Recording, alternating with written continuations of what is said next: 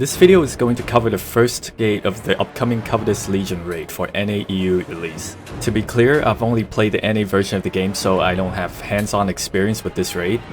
This is just a compilation of the research I've done for the raid, so I hope you find it somewhat useful. Let's go over the new sidereal skills. Nineveh and Iana will be replacing Thyrain and Balthor this time, and Wei will remain as our heavy stagger damage dealer. But for this fight, you'll likely only be using Nineveh. For battle items, you only need Whirlwind Grenades for a stagger check mechanic. Besides that, I'll suggest Time Stop Potions and Sprinter Ropes. The boss for the first gate is going to be the BTS Demon. As the first boss of the raid, he's not complicated, but there are some major white mechanics that everyone needs to be aware of. And before you start, make a note of your position based on your party number with times 3+1, or if you struggle with math, the cardinal direction. The fight begins at 60 bars of health. Nothing much will happen until 55, where the raid will be divided by their party. One party will face the normal form of the boss and the other will fight a purple version of them. Depending on which form you're fighting, you will have to deal with different patterns. Unlike phase 2 of Argos, this arrangement is random and a swap will happen later, so each member will need to understand both forms of the fight. The majority of the mechanics will happen in the normal form, but that doesn't mean the party in the purple form gets to relax. And that is because most of purple's attack patterns are reversed, which means you have to stand inside the now purple attack indicator. And this might take a while to adjust to. Let's go over the normal form. At around 48 bars, the boss will teleport to the center and a white circle will form under him. Go inside a safe circle until the outside explodes, after which each member will move away from the boss and head to their pre-assigned location. An orb and a colored gate will spawn at each location. The orb will slowly follow the closest player as it changes into different colors, and your goal is to lead the orb into the gate when the colors of both the orb and the gate are the same. If this is way too much for you, don't worry. Here's a few pieces of information that will simplify this mechanic. The color of the orbs will always follow a set rotation, going from red, blue, green, white, and black. After which it will return to red and go through the rotation one more time before you fail the mechanic. As for the gates, the one at 1 and 7 o'clock will always be either green or red, and the ones at 11 and 5 o'clock will always be blue or white. On top of that, only 3 orbs are required to reach their respective gates to complete this gimmick. Here's a perspective of the 7 o'clock position.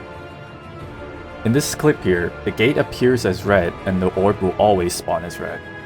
The issue here is that you cannot slam dunk the orb immediately due to the distance between the orb and the gate. So Andymate here has to kite the orb around until the orb completes its first rotation and goes red again. And as you can see, only 3 orbs are needed to complete this mechanic. Feel free to use Sprinter's Rope here if you need it. At around 37 bars, the boss will teleport once again to the middle and the party will need to perform a stagger check. The stagger check is quite tight, so be sure to use your battle items. Once complete, an orb will appear on each player's head. 2 of them will be blue and the other 2 will be black. The 2 players with blue orbs will need to reposition themselves at the 11 o'clock and 5 o'clock position, and the players with black orbs will be at 1 and 7 o'clock. Shortly after, a pattern of blue and black circles will appear and players will need to memorize it because afterwards, orbs of those colors will fly towards the boss following that pattern and each player will need to intercept the orbs of their color. Once you finish, a large red indicator will appear, but it won't actually do anything to the party in normal form. But you have to communicate the safe zone to the party in purple form.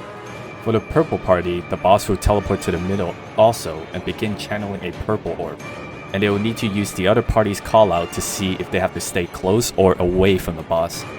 When both of the bosses reaches 30 bars of health, the parties will then switch and the fight will mostly repeat itself with a couple differences.